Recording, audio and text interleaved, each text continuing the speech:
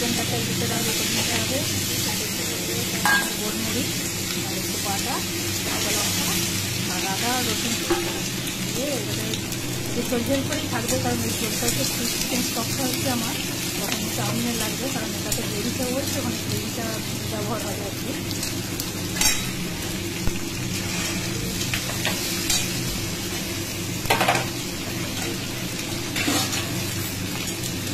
কড়াতে তেল দিয়ে একটু রসুন ফোড়ন দিয়ে দিলাম, একটু পেঁয়াজও দিয়ে দিলাম।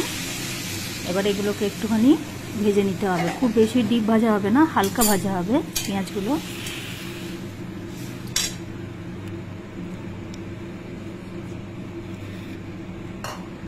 তারপরে এসব সবজিগুলো দিয়ে দিলাম। আমি নিয়েছি গাজর, বিনস আর ক্যাপসিকাম।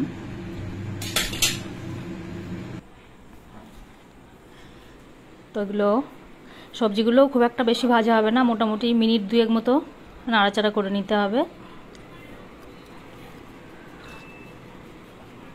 এটা হচ্ছে চিকেন স্টকটা, এই যে চিকেনগুলো আমি আলাদা করে নিয়েছি।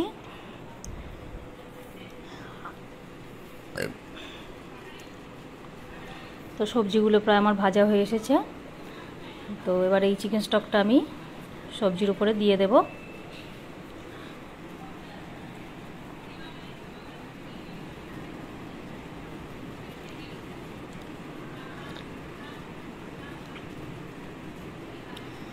তারপরে মিনিট 5 মতো চাপা দিয়ে এটাকে সবজিগুলোকে একটু সেদ্ধ করে নেব। এটা হচ্ছে একটু ঠান্ডা জলে আমি কর্নফ্লাওয়ার গুলে রেখেছি।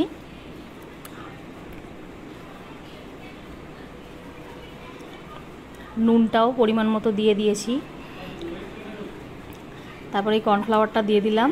সবজিগুলো মানে সেদ্ধ হয়ে যাওয়ার পরে কর্নফ্লাওয়ারটা দিয়ে দিতে হবে, একটু ভিনিগার দিলাম। তারপরে এই 30 সেকেন্ড মতো একটু নাড়াচাড়া করলেই একটা থকথকে মতো হয়ে যাবে।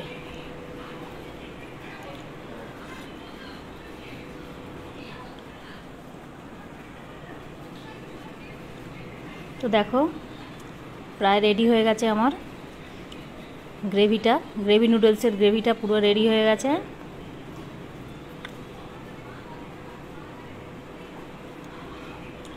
তো এবার কড়াতে সাদা তেল নিয়ে নিয়েছি, একটু চাউটা দিয়ে দিলাম। চাউটা একটু ভেজে নিতে হবে তেলের মধ্যে। আর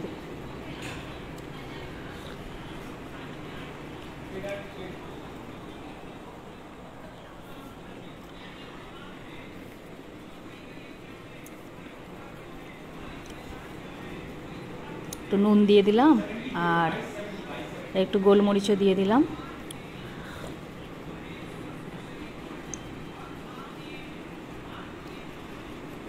দিয়ে একটু চাউটাকে ভেজে নিতে হবে ভালো করে।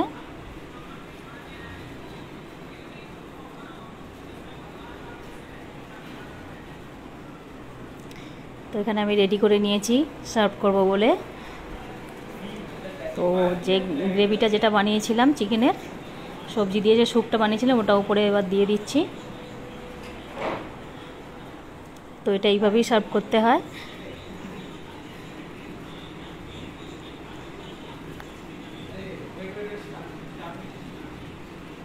তো দেখো ফাইনালি লুকটা কেমন হয়েছে, কেমন দেখতে লাগছে। তোমরা বাড়িতে একবার বানিয়ে খেয়ে দেখো, ভালো লাগবে। আমাদের তো খুব ভালোবাসে সবাই, খুব পছন্দ করে এটা।